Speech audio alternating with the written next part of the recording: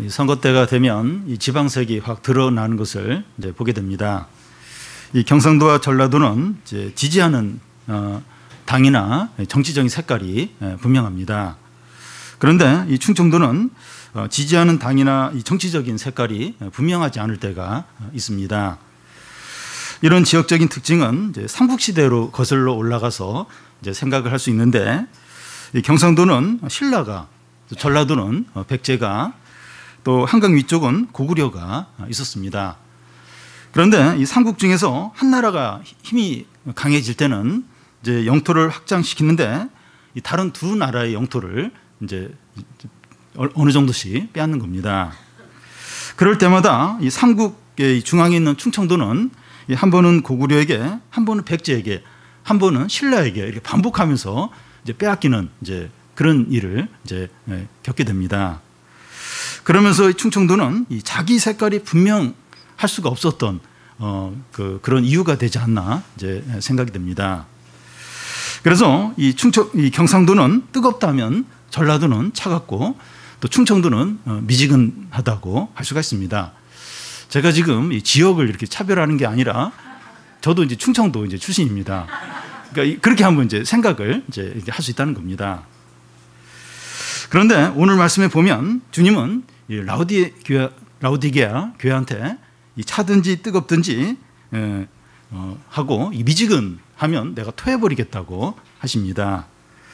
그래서 하나님은 화끈한 것을 좋아하시는구나 하는 생각이 들 수 있습니다.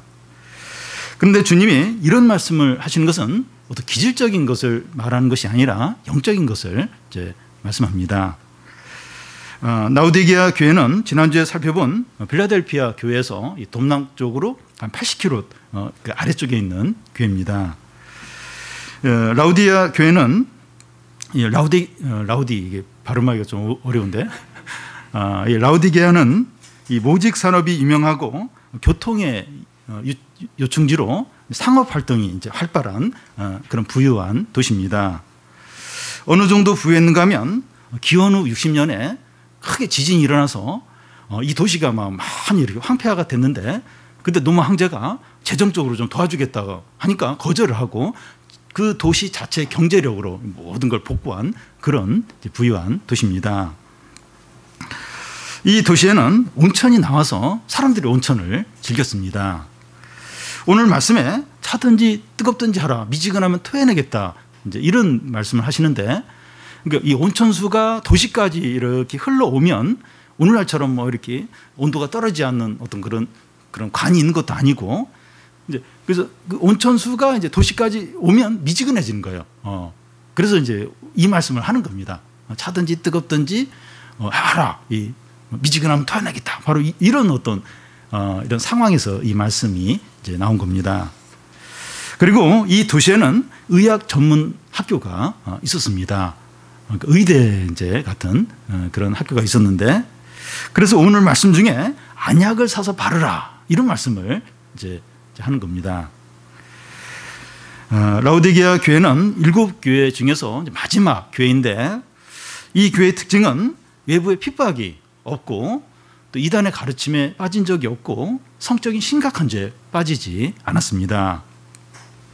이런 것들을 다 종합해보면 이 교회는 부유하고, 또 온천수가 있는 휴양지가 있고, 의학도가 발달해서 병을 잘 고치는 도시 안에 이 교회가 있었습니다. 그러면서 교회에 대한 외부적인 핍박도 없고, 이단의 공격도 없고, 음행에 빠져서 문제를 일으키는 것도 없었습니다. 교회가 이런 상황이 있으면 영적으로 게으르고 무기력하고 안주에 빠지기가 쉽습니다. 부유하고 겉으로 크게 드러날 어떤 문제도 없고, 그러니까 이렇게 안주하고 영적인 무기력에 빠지기가 이제 쉽습니다. 라우디게아 교회는 소아시아 다른 교회들보다 외적으로 가장 좋은 이제 형편 가운데 있었지만 영적인 상태는 가장 안 좋았습니다. 주님은 이 라우디게아 교회에 대해서 아무런 칭찬도 하지 않았습니다. 이런 표현까지 이제 어떤 표현까지 쓰는가 하면 차든지 덥든지 않고 미지근하면 토해내겠다고 이제 이런 표현까지 하십니다. 이 교회는 이 고난과 핍박이 없는 현대 많은 이 도시의 교회를 보여준다고 할 수가 있습니다. 우리 교회도 혹시 라우디게아 교회에 닮은 부분 없는지 돌아보고 회개할 것은 회개하고 또 열심을 낼 것은 열심을 내시기를 바랍니다. 먼저 그 라우디게아 교회에 이 편지를 보내는 주님에 대한 소개입니다. 14절에 라우디게아 교회 사자에게 편지하라. 아멘이시오 충성되고 참된 증인이시오 하나님의 창조의 근본이시니가 이르시되. 각 교회에 이제 편지를 보내는 주님에 대한 소개가 다른데 교회 상황과 필요에 따라서 주님에 대한 소개가 달라지기 때문입니다. 이 교회에 편지를 보내는 주님을 이제 소개하는데 아멘이시고 충성되고 참된 증인이라는 겁니다. 여기 아멘이라고 하는 말은 참으로 진실로 하는 뜻입니다. 예수께서 이 복음서를 말씀하실 때 내가 진실로 이르노니 이런 말씀을 자주 이제 하셨는데 이 진실로는 아멘 이제 하는 뜻입니다. 헬라어로 보면 아멘으로 되어 있습니다. 이 참말을 한다는 겁니다. 내가 참말로 너에게 이르노니 이제 그런 뜻입니다. 우리가 기도하면서 아멘, 기도를 마치면서 아멘 이렇게 하는데 우리가 드린 기도가 참되고 진실하다 이런 이제 의미입니다. 설교를 들으면서 중간에 아멘 이제 이렇게 이제 하는 경우가 있는데 그 말씀이 반드시 이루어질 줄 믿습니다 하는 이제 의미입니다. 주님은 아멘이시고 충성되고 참된 증인이십니다. 주님은 자신을 이렇게 이제 소개하는 이유가 라우디게아 교회 교인들이 진실하지가 않아요. 참되지가 않기 때문입니다. 그들이 마음의 문을 열고 이런 주님을 맞이하면 그들도 참되고 진실되고 충성된 증인이 될 수 있다는 겁니다. 그래서 너희도 이 나를 닮아라. 이 마음을 열고 나를 맞이해라. 그러면 너희들이 진실되고 참된 증인이 될 수 있다 하는 것을 이제 말씀하는 겁니다. 주님이 아시는 이 라우디게아 교회의 상태는 어떻습니까? 15절 16절을 보면 내가 내 행위를 아노니 내가 차지도 아니하고 뜨겁지도 아니하도다. 내가 차든지 뜨겁든지 하기를 원하노라. 내가 이같이 미지근하여 뜨겁지도 아니하고 차지도 아니하니 내 입에서 너를 토하여 버리리라. 라우디게아 이 온천수는 그 도시 안으로 흐르고 있는데 이제 도시까지 오면 이미 이제 식어서 이제 미지근한 이제 상태입니다. 온천수는 뜨거워야 이제 효과가 있지. 또 이 온천수 안에 광물질이 들어 있어서 마실 수도 없어요. 또 이렇게 농사에 쓸 수도 없습니다. 근데 이제 이 온천수가 도시 오면 미지근해지는 거예요. 이 도시에서는 쓸 수가 이제 없는 겁니다.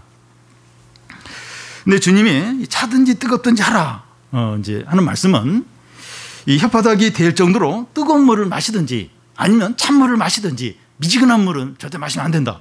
이 성도는 크리스천은 절대로 이렇게 미지근한 물을 마시면 안 되고 뜨거운 물이나 찬물을 마셔야 된다. 이런 의미입니까? 성격이 자르고 끊는 것이 확실해야 된다. 사람이 우유부단하면 안 된다. 지금 이걸 얘기하는 겁니까? 신앙생활을 하려면 확실하게 하든지 아니면 때려치든지 그렇게 하라는 겁니까? 주님은 이런 식으로 말씀하시는 법이 없었습니다. 주님은 상한 갈대를 꺾지 않으시고 꺼져가는 심지를 끄지 않는 분이십니다. 그래서 이 차든지 뜨겁든지 하라 하는 것은 하나님과 그의 말씀에 대해서 반응을 이제 하라는 겁니다. 누가 질문을 했는데 대답을 하지 않을 때 예면 예라고 대답을 하고 아니면 아니라고 이제 대답을 하라고 다그칠 때가 있습니다. 이 외국인 교수들이 이제 한국 대학에 와서 이제 가르칠 때가 있는데 제일 답답한 경우가 뭔가 하면 질문을 이제 하지 않는 거예요. 뭐 엉뚱한 얘기든지 뭐 교수님이 가르친 거에 뭐 틀린 거에 대해서 지적을 한다든지 무슨 얘기라도 좀 했으면 좋겠는데 아무 얘기를 안 하는 거예요. 그걸 제일 이제 답답하게 여긴다고 합니다. 한국 유학생들이 외국에 나가서도 이제 비슷하다 그래요. 시험을 보면 잘 봐요. 근데 수업 시간 아무 얘기를 안 하는 거예요.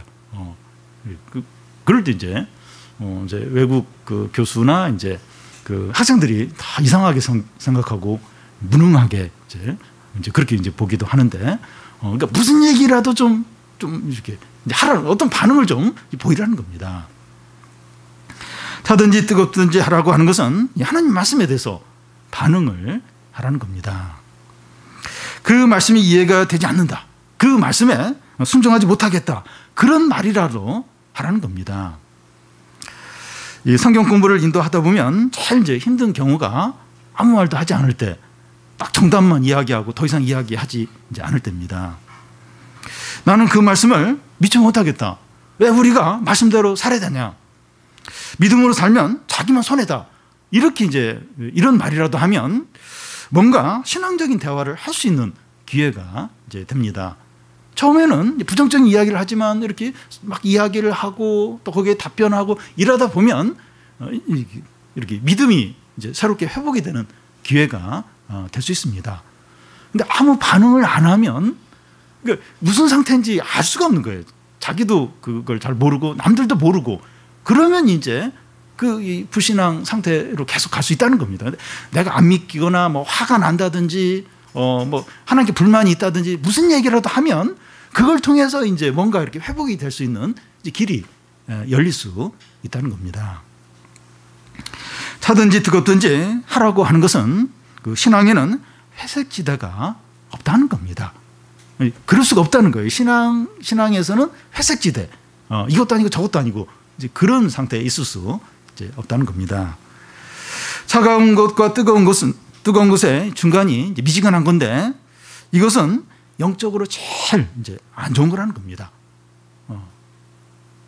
아예 막 대어들고 막 이렇게 막 욕을 하고 하는 말씀에 대해서 뭐 신앙에 대해서 그렇게 하든지, 물론 그렇게 하면 안 되겠지만 그렇게 하든지 이제 믿음으로 반응하든지 그렇게 해야지, 표현을 안 해요.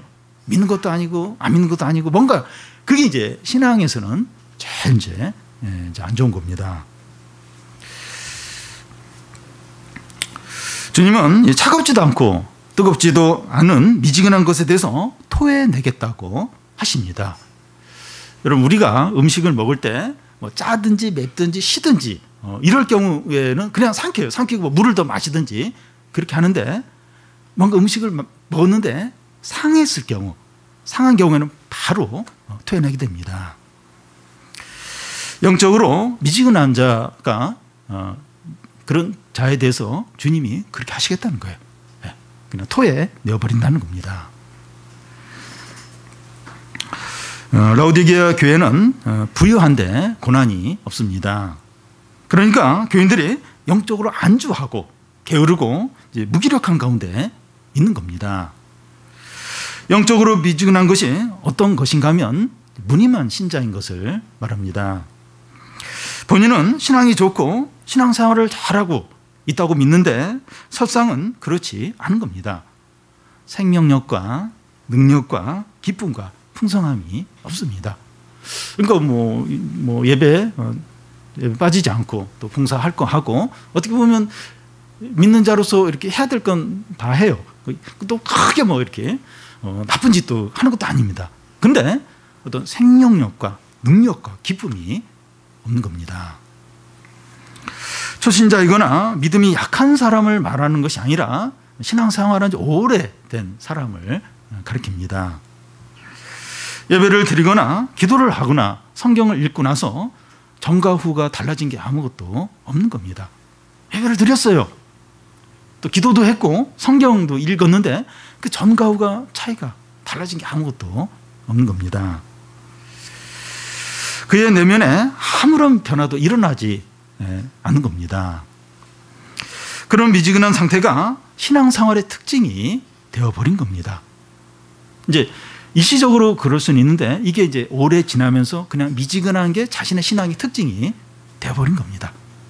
생명력이 없고 능력도 없고 기쁨도 없고 풍성함도 없고 예배를 드리거나 드리지 않거나 그리고 또 성경을 읽거나 안 읽거나 그 전과 후가 차이가 없고, 이게 그냥 이런 미지근한 게 자기 신앙생활의 특징이 이제 되어버린 겁니다. 엘리야는 이 갈멜산에서 이스라엘 백성들에게 너희가 언제까지 바알과 하나님 사이에 머뭇거리냐고 말합니다. 그렇다고 바알을 선택하라는 것이 아니라 하나님에 대해서 적극적인 그런 반응을 보이라는 겁니다. 미지근하게 있지 말라는 거예요. 미지근하게 회색 지대로 애매하게 그런 상태로 있지 말라는 겁니다. 하나님을 마음과 뜻과 정성과 힘을 다해서 사랑하라는 겁니다. 미지근한 자는 내가 토해 버리겠다는 겁니다. 그래서 뭔가 이게 반응을 해야 돼요. 내가 막 이 신앙 그래 다 때려치고 그냥 세상대로 살고 그냥 하나님 없다 하면서 그렇게 세상이 진짜 진리구나. 쾌락대로 사는 게 진짜 이게 진정한 행복이구나. 그런 확신이 들면 그렇게 살든지, 물론 그렇게 살면 안 되겠지만 예수님을 믿으려면 이렇게 확실하게 진리고 영원하고 참되고 그래서 적극적으로 이렇게 신앙생활을 하라는 겁니다. 그런데 이 라오디게아 교인들은 자신을 어떻게 여깁니까? 하나님 보실 때는 그래요. 주님 보실 때는 그런데 근데 본인들은 자신을 어떻게 보고 있습니까?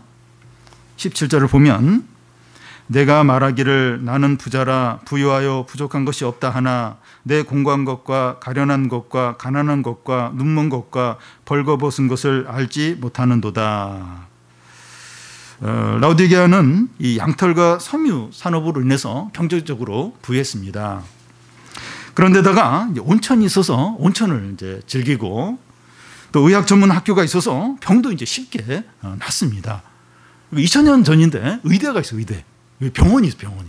약도 막 잘 만들어서 이 사람들이 막 이렇게 아프면 이렇게 치료도 금방금방 되는 겁니다. 그런 좋은 환경 가운데 이 교회는 핍박도 없고 또 이단에 빠지지도 않았고 음행에 깊이 빠지지도 않았습니다. 그러니까 뭔가 도덕적으로 큰 문제가 이제 없는 거예요. 그런 게 이제 교인들이 이제 안심을 하고 우리가 지금 신앙생활 잘하고 있다. 우리는 아무 문제가 없다. 이제 그렇게 이제 여기는 겁니다. 자기들이 신앙생활을 잘하니까 하나님께서 이런 복을 주셨다고 이제 생각합니다. 우리는 모든 것을 잘하고 있고 완벽하다는 거예요. 그래서 하나님이 이런 복들, 이런 경제적인 부유함들, 또 병원도 이렇게 해서 혜택도 받고, 또 뭐 크게 뭐 죄를 진 것도 없고, 다 우리가 잘해서 이제 하나님이 이런 복을 주셨다. 이제 그렇게 생각을 이제 하는 겁니다. 이 라오디게아 교회를 외적으로 보면 좀 그런 것 같아요. 이제 그럴 수 있습니다. 우리는 이 경제적으로 여유가 있고 큰 어려움이 이제 없고 또 도덕적으로 문제가 없을 때 우리 스스로 만족을 하고 자랑하기가 쉽습니다. 경제적으로 어렵거나 고난 가운데 있는 사람들과 이제 비교를 하면서 우리는 부유한 자라고 이제 생각을 이제 할 수가 있습니다. 우리는 풍성한 자고, 우리는 좀 잘해가지고 하나님이 이렇게 또 우리에게 복을 주셨다. 이렇게 고난 당하고 어려운 사람들과 비교하면서 우리는 참 이렇게 하나님의 축복을 많이 받았다. 이렇게 생각을 할 수 있습니다. 그런데 주님은 라오디게아 교회의 실상이 어떻다고 하십니까? 이제 본인들은 그렇게 생각을 해요. 본인은. 근데 주님은 이 교회에 대해서, 교인들에 대해서 뭐라고 하십니까? 공고하고 가련하고 가난하고 눈멀고 벌거벗은 것을 알지 못한다는 겁니다. 영적으로 보면 전혀 다릅니다. 외적으로 보고 느끼는 것과 영적으로 보는 것은 전혀 다를 수 있다는 겁니다. 그러니까 이 교회 교인들은 이렇게 우리가 이렇게 신앙생활 잘해서 하나님 이런 복을 주셨고 그래서 우리는 부자다. 우리는 완벽하다. 이렇게 생각을 했어요. 근데 영적으로 하나님이 보실 때는 헐벗고 눈멀고 이렇게 벌거벗고 아주 비참한 상태에 있는 겁니다. 외적인 것과 영적인 것 중에 어떤 것이 참됩니까? 우리가 우리를 보고 이렇게 외적으로 보고 평가하는 거하고 주님이 우리를 보고 평가하는 것 중에서 어느 게 더 참됩니까?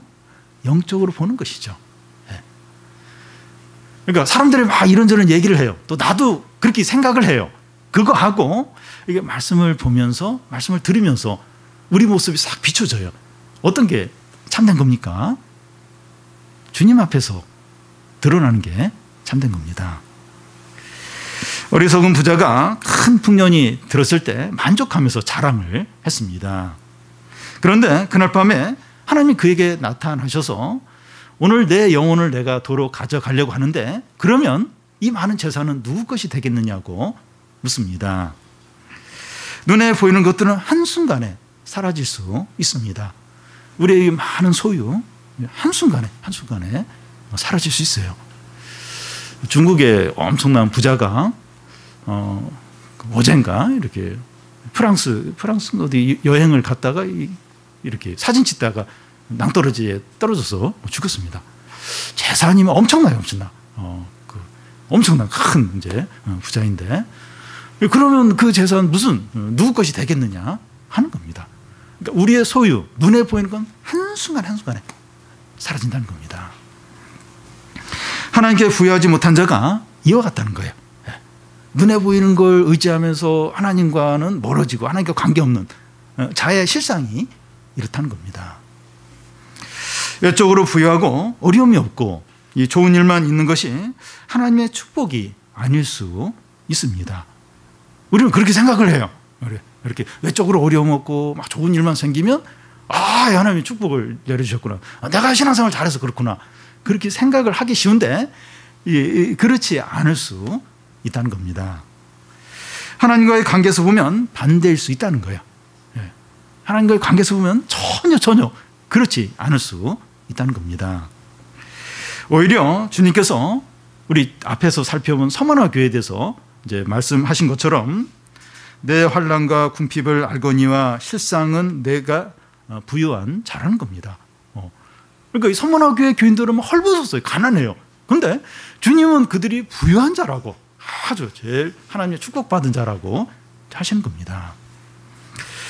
고난과 가난 가운데 있더라도 하나님과 바른 관계에 있는 사람이 진정한 부자입니다. 우리는 경제적으로 어떤가? 우리 연봉이 어떻고 지금 수입이 어떻고 뭐 빚 문제가 어떻고 경제적으로 어떤가? 고난이 있나 없나 하는 것만으로 부유하다 또 그렇지 못하다 이렇게 판단할 때가 이제 많습니다. 그런데 진정으로 중요한 것은 하나님과의 관계입니다. 이 하나님과의 관계에서 풍성한 사람이 진정한 부자인 거예요. 이게 진짜 오래가요. 이게 영원하고 이게 진짜 뭐 시간이 지나고 어려움이 오고 뭐 별의별 일이 일어나도 이 부유함, 이 풍성함은 뺏기지 않아요. 그런데 눈에 보이는 이 재산과 이 소유는 한순간에 사라질 수 있습니다. 그래서 이 주님과의 관계에서 풍성한 이 사람이 진짜 이제 부자입니다. 진짜 이 사람이 행복한 겁니다. 그래서 주님께서 그 라우디게아 교회가 진정으로 부유해지기 위해서 어떻게 해야 되는가 하는 것을 알려주십니다. 그러니까 본인들은 우리가 부유하다 하는데 주님 보실 때는 진짜 헐벗었어요. 눈 멀고 진짜 비참한 거예요. 그래서 주님이 너희들이 진짜 이 부유해지기 위해서 진정한 풍성한 자가 되기 위해서 어떻게 해야 되는가 하는 것을 알려주십니다. 18절을 보면 내가 너를 권하노니 내게서 불로 연단한 금을 사서 부유하게 하고 흰 옷을 사서 입어 벌거벗은 수치를 보이지 않게 하고 안약을 사서 눈에 발라 보게 하라. 세 가지를 말하는데 첫 번째는 주님에게서 불로 연단한 금을 사서 부유하게 하라는 겁니다. 여기서 금은 믿음을 말합니다. 참된 믿음은 불로 연단하듯이 고난을 통해야만 이제 얻게 됩니다. 참된 믿음이 얼마나 귀한가 이제 베드로 사도가 이제 말했는데요. 너의 믿음의 확실함은 불로 연단하여도 없어질 금보다 더 귀하여 예수 그리스도께서 나타나실 때 칭찬과 영광과 존귀를 얻게 할 것이라고 말합니다.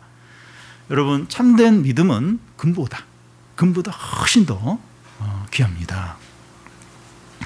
세상에서는 금이 있어야 이제 부자라고 하는데 참된 믿음이 있어야 진정한 부자입니다.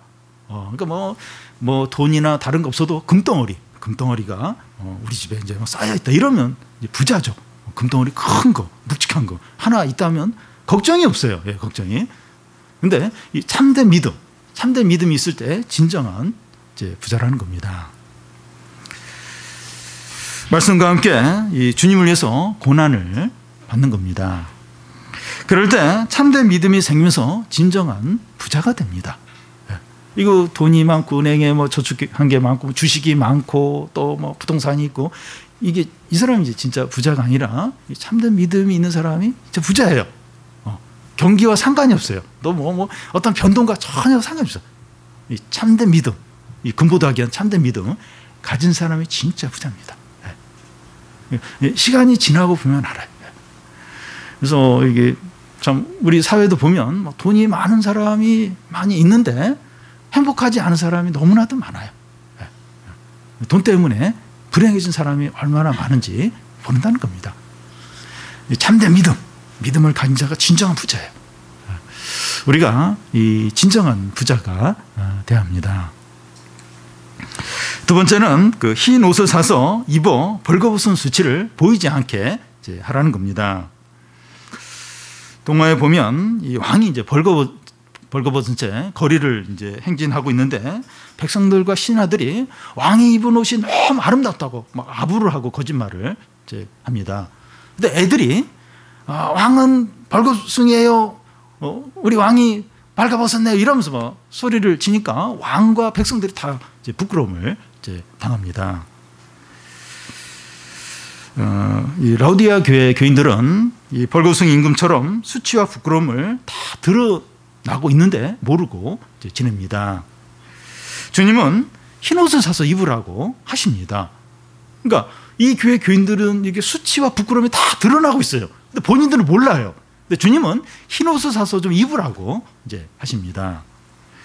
여기 흰 옷은 그리스도의 의의 옷을 가리킵니다. 그리스도의 피로 정결함을 받고 그리스도의 옷을 입으라는 겁니다.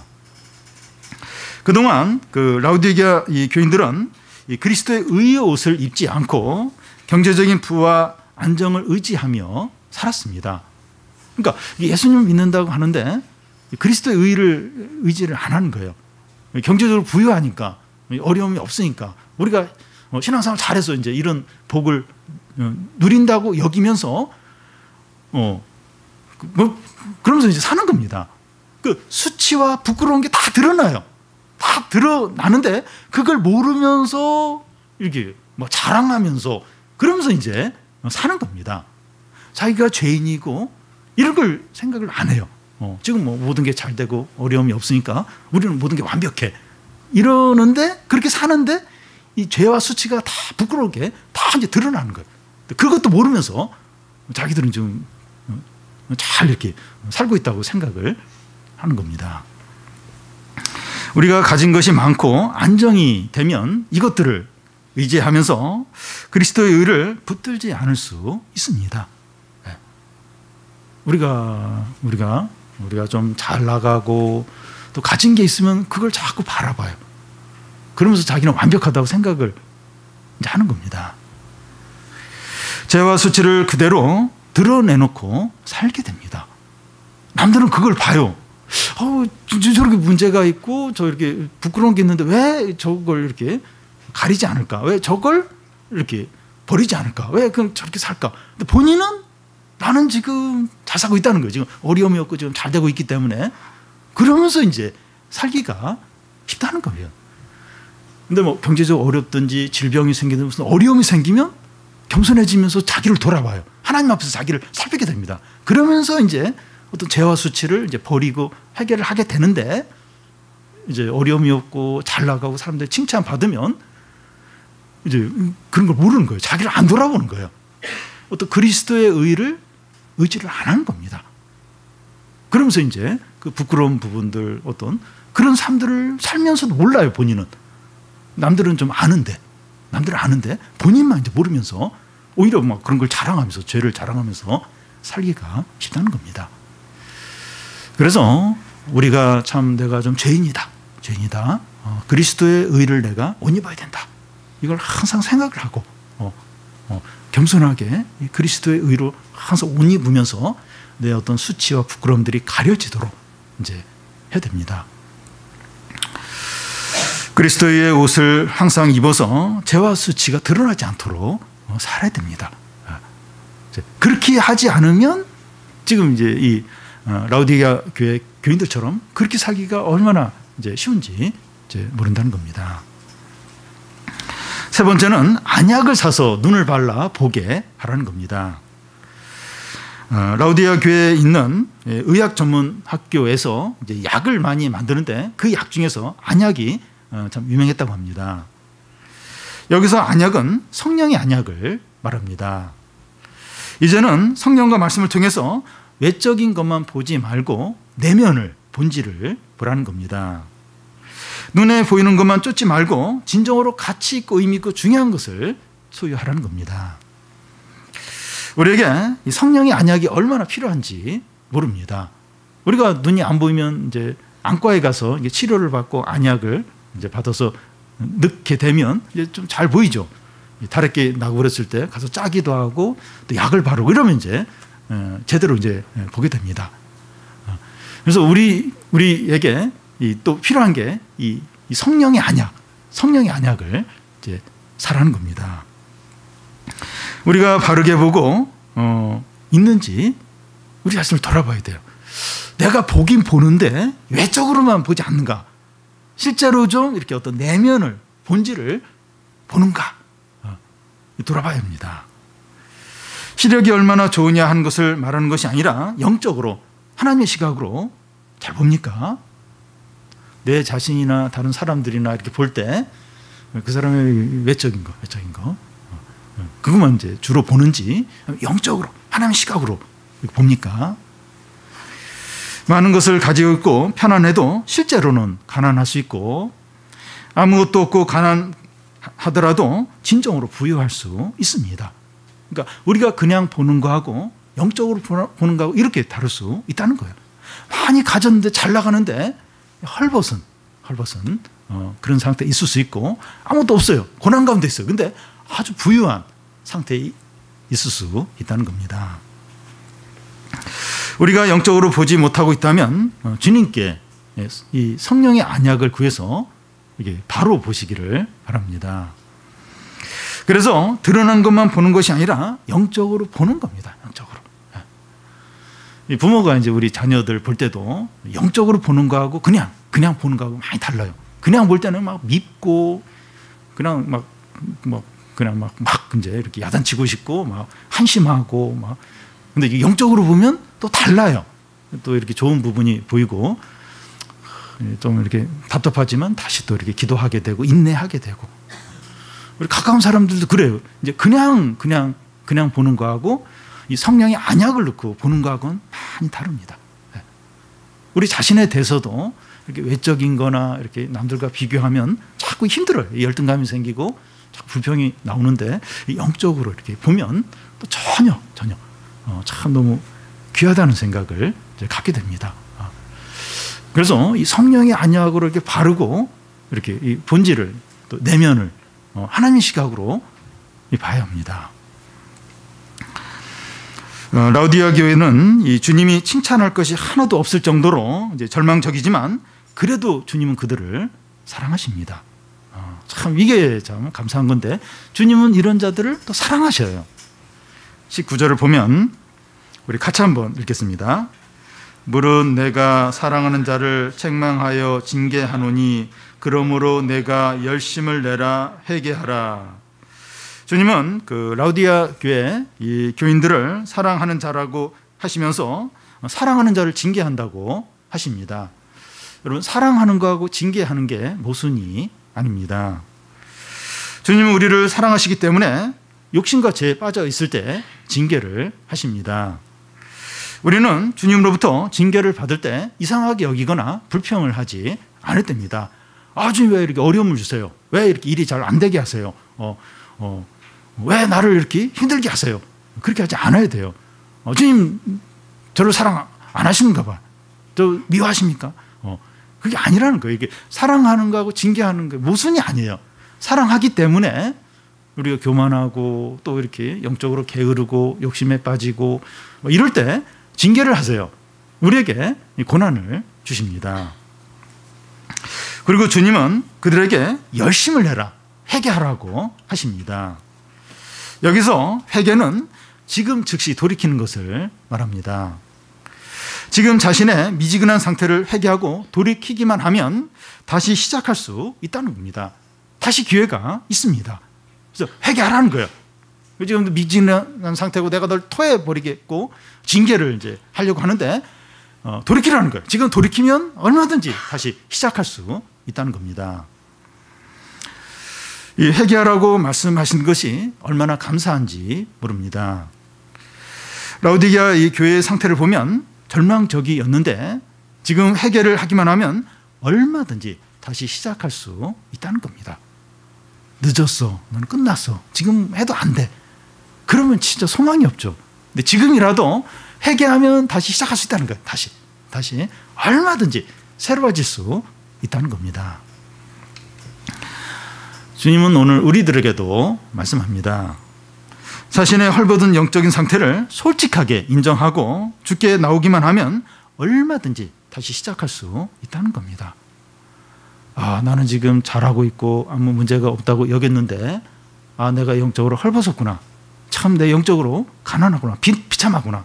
그걸 인정하고 지금 회개하기만 하면, 인정하고 주님께 나오기만 하면 다시 얼마든지 다시 시작할 수 있다는 겁니다. 그리고 회개와 함께 열심을 내라고 하는데 미지근한 상태에 있지 말고 뜨거워지도록 하라는 겁니다. 회개와 함께 우리가 해야 될 게 열심을 내는 거예요. 그러니까 주님은 이제 미지근한 게 이제 문제라고 이제 하시는데, 그래서 다시 뜨거워지도록 열심을 내라는 겁니다. 열심을 내야 됩니다. 한두 번 열심을 내고 금방 이제 포기하는 것이 아니라 계속해서 열심을 내는 겁니다. 이것은 누가 해줄 수가 없어요. 열심을 내는 건 누가 해줄 수가 없습니다. 애가 공부를 열심히 하는 거 누가 해줄 수가 없어요. 소리 지르고 뭐 한다고. 그래서 뭐 초등학교 때는 그게 가능할지 몰라도 중학교나 뭐 고등학교나 뭐 이렇게 되면 될수록 어려워요. 또 반발심만 생기고 관계가 악화가 되고 이거 도움이 안 돼요. 그러니까 본인이 열심을 내야 됩니다. 여러분, 이 열심은 자동적으로 되지 않습니다. 물론 뭐 갑자기 그럴 마음이 생길 때도 있는데 대부분의 경우는 열심을 내는 건 자동적으로 생기지 않아요. 이렇게 게으름은 자동적으로 돼요. 자동적으로 막 이렇게 자고 싶고 그냥 하기 싫고 자동적으로 그렇게 되는데, 이게 열심을 내는 건 자동으로 안 됩니다. 어떻게 하면 신앙적으로 뜨거워질 수 있을까 생각을 해보고 뜨거워질 수 있는 쪽으로 열심을 내라는 겁니다. 더 기도하려고 하고, 더 말씀을 묵상하려고 하고, 더 예배에 집중하려고 하고, 마음을 이제 빼앗기게 되는 세상적인 것으로부터 절제를 하려고 이제 애를 쓰라는 겁니다. 여러분, 그 세상에서도 마찬가지예요. 그러니까 뭔가를 잘하고 성공을 하려면 계속 자기를 막 이렇게 하면서 열심을 내고 뜨거워지려고 해야 그 부분에 있어서 이제 성공을 하고 성과가 있습니다. 신앙생활은 더더욱 그렇다는 거예요. 어떻게 하면 내가 뜨거워질 수 있을까? 하면서 열심을 이제 내라는 겁니다. 우리가 영적으로 뜨거워지기 위해서 열심을 내고 있습니까? 우리 다시 한번 돌아보면 좋겠습니다. 우리가 다른 쪽에는 막 열심을 내는데 근데 이게 신앙적으로 뜨거워지도록, 내가 지금 신앙에 문제가 있어, 그런 건 좀 느껴요. 근데 지금 내가 신앙이 뜨거워지도록 이렇게 열심을 내고 있습니까? 한두 번이 아니라 계속해서 열심을 내라는 겁니다. 한두 번 하고 그냥 포기하고 모르겠다. 텔레비나 봐야겠다. 핸드폰이나 봐야겠다. 뭐 이러면서 안 되네. 주님, 내가 열심을 내는 거 싫어하시는가 봐. 한 번, 두 번 하고선 바로 포기하고 이제 그렇게 하면 안 된다는 거예요. 계속해서 열심을 내야 합니다. 신앙은 자동이 아니라 우리가 열심을 낼 때 하나님께서 은혜와 능력과 기쁨을 주십니다. 그 하나님의 영광이 그 이스라엘 가운데 임하는데, 모세가 그 하나님 말씀하신 대로 다 성막을 다 만들었을 때, 그때 마지막 출애굽기 그 마지막에 가보면 하나님의 영광이 성막에 임하니라 말씀대로 다 행했을 때 그때 하나님의 영광이 임합니다. 우리가 이렇게 열심을 낼 때 자꾸 이렇게 하나님께 나아갈 때 그럴 때 하나님의 은혜와 능력과 기쁨을 주십니다. 열심을 안 내면 아무 일도 이제 안 일어나는 거예요. 우리가 내가 좀 미지근하다. 내가 영적으로 헐벗고 있다. 이걸 느낄 거예요. 느껴요. 내가 좀 이렇게 하면 안 된다. 근데 열심을 내느냐는 거예요. 열심을. 다른 일은 열심을 내잖아요. 내가 좋아하는 일. 영적인 일. 하나님과 관계에 있어서 열심을 내라는 거예요. 그러면 하나님이 은혜를 주시고 능력을 주시고 기쁨을 주신다는 겁니다. 마지막으로 그 라우디게아 이 교회에 대한 이 권면과 약속입니다. 먼저 이 권면을 살펴보면 그 20절에 우리 같이 한번 읽어보겠습니다. 볼지어다 내가 문 밖에 서서 두드리느니 누구든지 내 음성을 듣고 문을 열면 내가 그에게로 들어가 그와 더불어 먹고 그는 나와 더불어 먹으리라. 이 말씀은 이 불신자들에게 하시는 말씀이 아니라 신자들에게 하시는 말씀입니다. 교인들이 예배를 드리거나 모임을 하는데 주님이 밖에 계시고 자기들끼리만 하는 겁니다. 이것을 개인적으로 볼 수 있는데 자기 마음 안에 주님이 계시지 않고 자아가 주인으로 딱 이제 앉아 있는 겁니다. 주님은 교회 문이든지 마음의 문이든지 문 밖에 서서 두드리고 계십니다. 주님은 교회나 개인 각자에게 들어오고 싶어 하십니다. 그런데 사람들이 마음의 문을 열지 않는 겁니다. 주님을 주인과 왕과 구원자로 모시려고 하지 않는 겁니다. 주님을 모시지 않고 예배나 모임을 할 수 있고 그렇게 잘 지낼 수도 있다는 겁니다. 주님은 문 밖에 두고 모여서 예배 드리는 거예요. 또 주님 다 이렇게 밖에 이렇게 밀어내놓고 성경 공부하고 또 본인도 주님 마음에서 다 이렇게 밀어내고 그냥 이렇게 자기 잘 지낼 수 있다는 겁니다. 이 바리새인이나 서기관들 얼마나 열심히 많았습니까? 근데 그들의 어떤 그 종교 생활에는 하나님 안 계셨어요. 예수님을 밀어냈어요. 예수님 자꾸 이제 이렇게 자기들 가운데 들어오시려고 하니까 그냥 죽였어요. 그냥 죽여버렸습니다.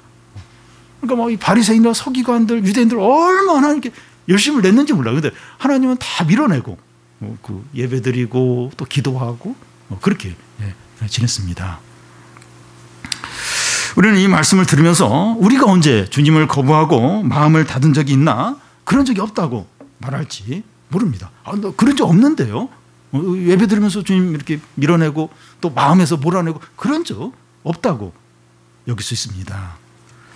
그런데 우리가 주님께 마음을 열고 주님을 영접하기보다는 그렇지 않은 적이 더 많습니다. 우리의 마음이 겸손하지 않고 간절하지 않고 마음을 다하여 주님을 사랑하지 않은 채 예배드리고 봉사하고 모임을 한 적이 너무나 많습니다. 노골적으로 막 주님을 밀어내지는 않았다 할지라도 주님을 진짜 사랑하지 않는 거예요. 주님을 진짜 의지하지 않는 겁니다. 주님께 마음이 향하지 않는 거예요. 그런 가운데 얼마든지 예배도 드리고 찬양도 하고 또 여러 가지 봉사도 할 수가 있다는 겁니다. 그게 이제 예수님을 이렇게 바깥으로 몰아내고 이제 내가 중심이 돼서 한 것이죠. 그런데 우리가 주님께 마음을 활짝 열고 주님을 왕으로 모시기만 하면 어떻게 됩니까? 주님이 우리에게 들어와서 주님과 친밀하고 살아있고 풍성한 교제를 나누게 됩니다.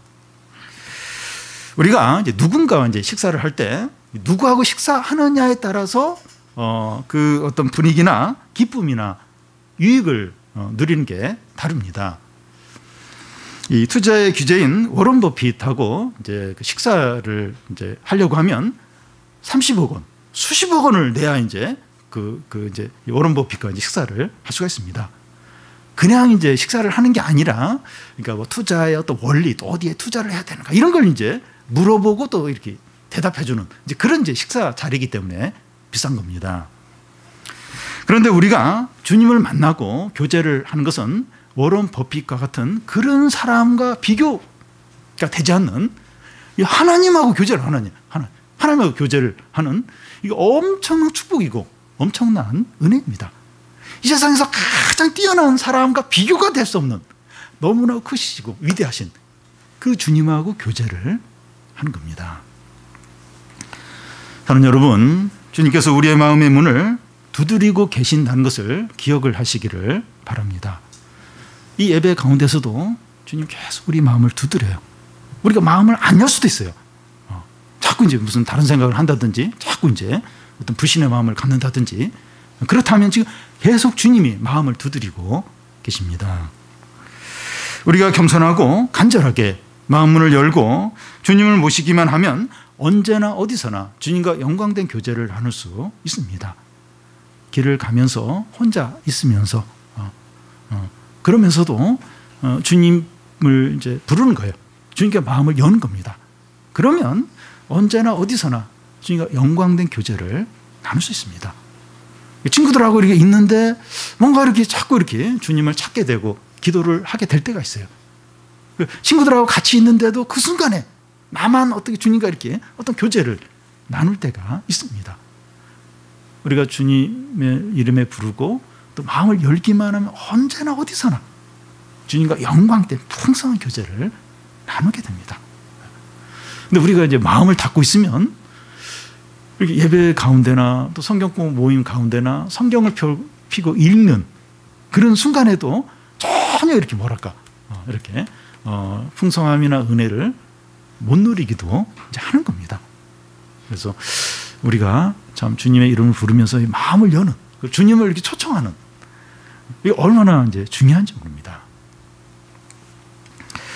우리는 예배를 드리거나 모임을 할 때마다 기도를 할 때마다 마음의 문을 열면서 주님을 초청하시기를 바랍니다. 우리가 항상 영적으로 뜨거울 수 있는 방법이 바로 여기에 있습니다. 주님은 진짜 뜨거운 분이세요. 주님과 교제하게 되면 뜨거워집니다.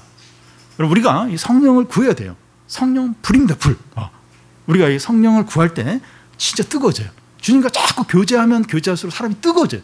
사랑도 이렇게 그 사람들을 사랑하는 것도 뜨겁게 사랑하고 섬기는 것도 뜨겁게 하고 이제 이 불과 같은 그런 기쁨과 은혜로 모든 것을 이제 하게 됩니다. 마지막으로 주님이 이기는 자에게 약속을 하시는데 그게 뭡니까? 21절을 우리 같이 한번 읽어보겠습니다. 이기는 그에게는 내가 내 보좌에 함께 앉게 하여 주기를 내가 이기고 아버지 보좌에 함께 앉는 것과 같이 하리라. 예수님은 죽음에서 부활하시고 승천하셔서 하나님 보좌 우편에 앉아 계십니다. 여기 보좌 우편이라고 해서 하나님 보좌가 있고 옆에 또 하나 어떤 자리가 있는 것이 아닙니다. 우편에 앉아 계신다고 하는 것은 하나님 보좌에 앉아 계신 것을 의미합니다. 그리스도인은 그리스도와 연합해 있기 때문에 그리스도에게 일어난 모든 일이 그리스도인에게도 일어납니다. 그래서 에베소에 나오는 것처럼 우리를 그리스도 예수 안에서 하늘에 앉히십니다. 그리스도인 우리의 현재 자리는 하늘 이 보좌입니다. 우리가 방금 읽은 말씀도 이제 그 내용이었는데요. 우리의 자리, 우리가 앉은 자리, 우리의 자리는 하늘 보좌입니다. 왜냐하면 예수님이 하늘 보좌에 앉으시니까 우리가 또 그리스도와 연합해 있고 그리고 그리스도에 일어난 일이 우리에게 일어나기 때문에 우리의 자리는 하늘 보좌입니다. 우리는 아직 이 땅에서 나그네로 살아가지만 우리의 자리는 보좌입니다. 이기는 자 곧 회개하고 열심을 내어 뜨겁게 신앙생활을 하는 자에게 이렇게 하신다는 겁니다. 말씀과 함께 고난을 받아서 참된 믿음을 갖고 그리스도의 의의 옷을 입어서 죄를 가리고 영적인 시각을 가져서 이 가치 있는 것을 볼 줄 아는 자들에게 하나님 보좌에 함께 앉히십니다.